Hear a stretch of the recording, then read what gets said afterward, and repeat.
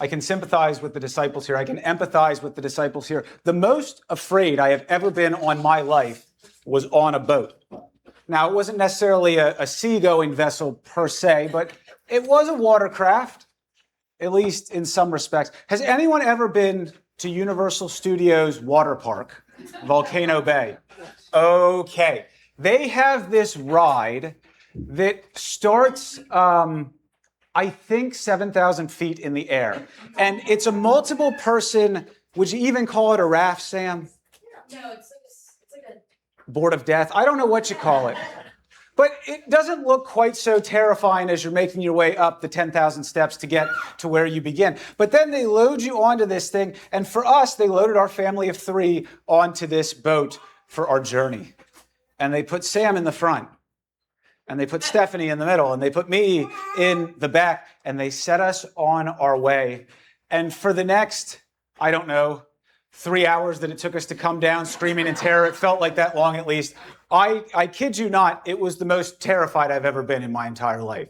It was exhausting. It was awful. And afterwards, Sammy said, let's do it again. Well, you did after a little while. You see, Sammy was in the front, like I said, and he was a couple years younger at this point. We were down there for his 8th birthday party, and all I could see was stillness.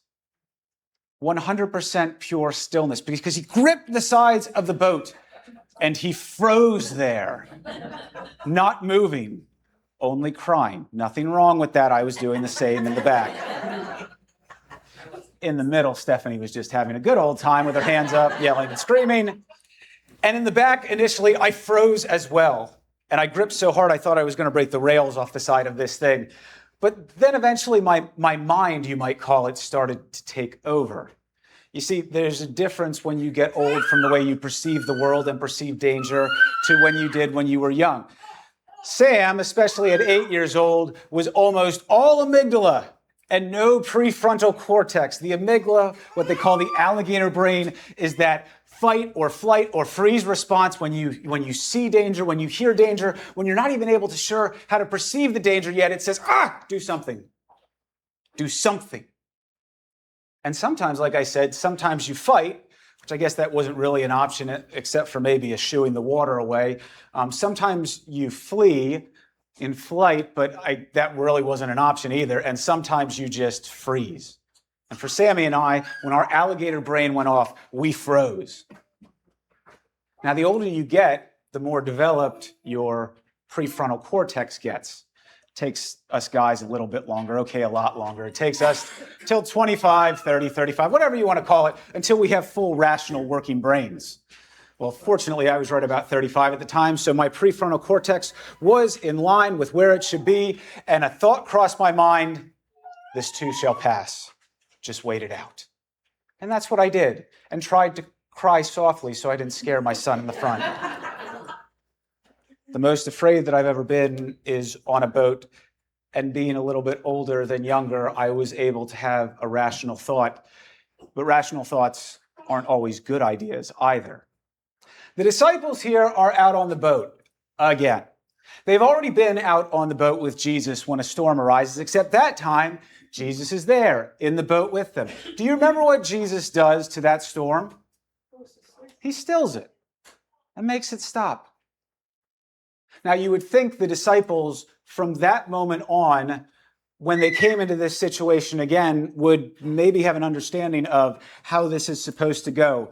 But the disciples are a lot more amygdala than they are prefrontal cortex. Peter's the oldest, maybe in his mid-20s, maybe pushing 30, but that's probably about it. The rest of them, somewhere in the age of maybe 16 to 22. Older adolescents to very young men. Much more amygdala than prefrontal cortex.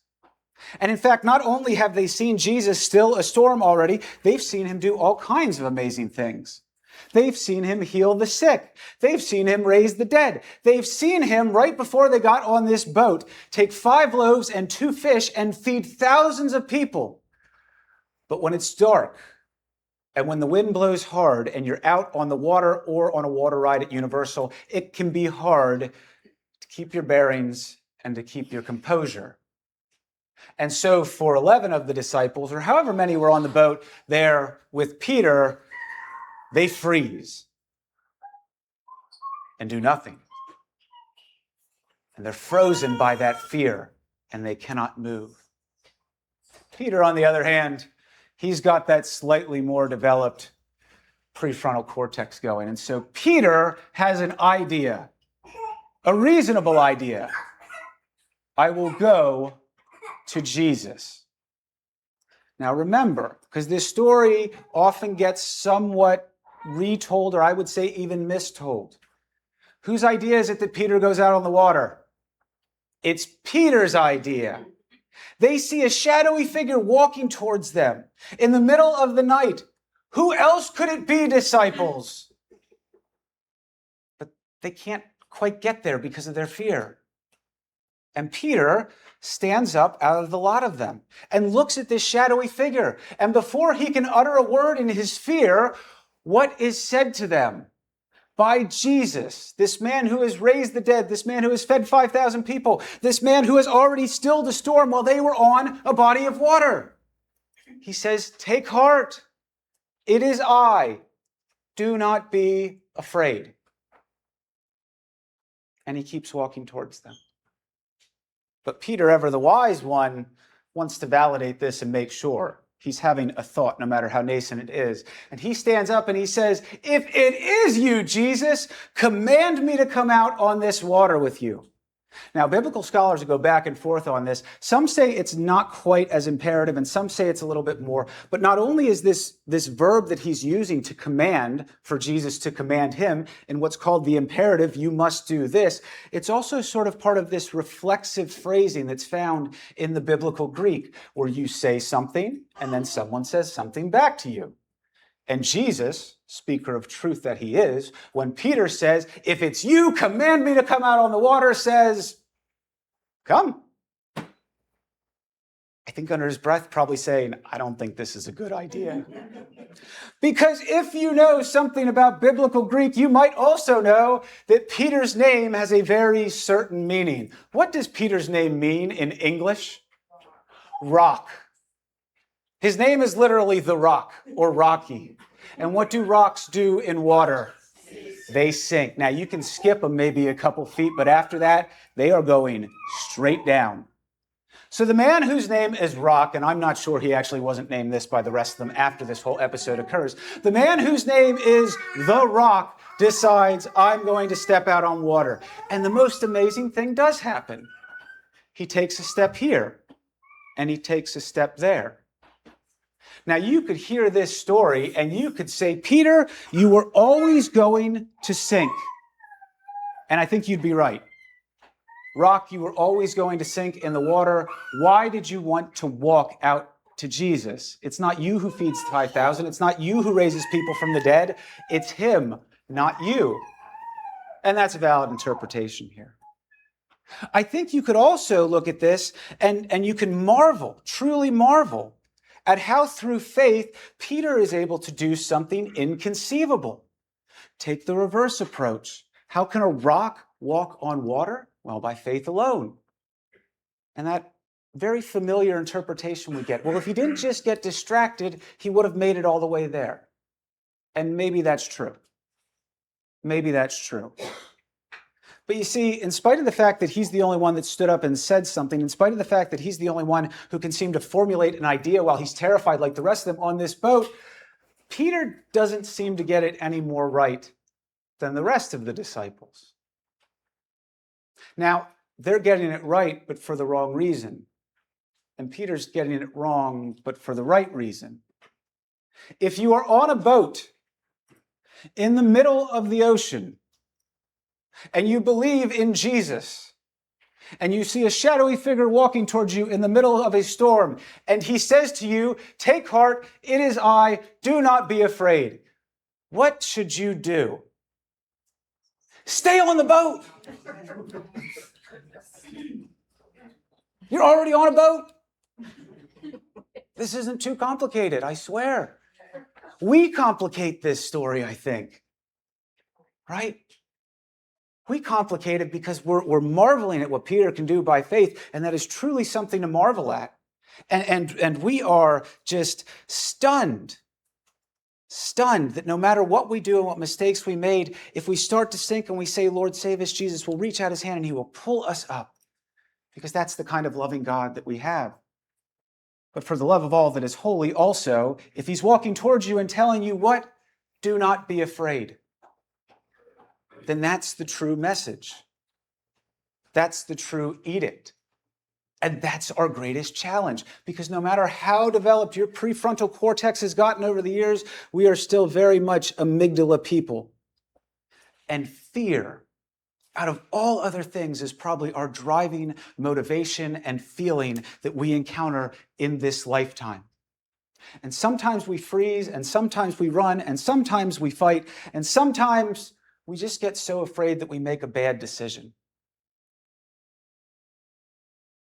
And sometimes all we have to do is trust and be still and know who God is. That our God is the God who will still the storm. Our God is the God who will feed the many. Our God is the God who will raise the dead once and for all. We can't avoid fear entirely, but by faith we can be saved from it. And in many ways, I think that's much more miraculous than a rock taking a few steps out on the water. There's a verse that we had as part of our epistle reading today, one that's probably familiar to some of you if you grew up in the little bit more evangelical traditions.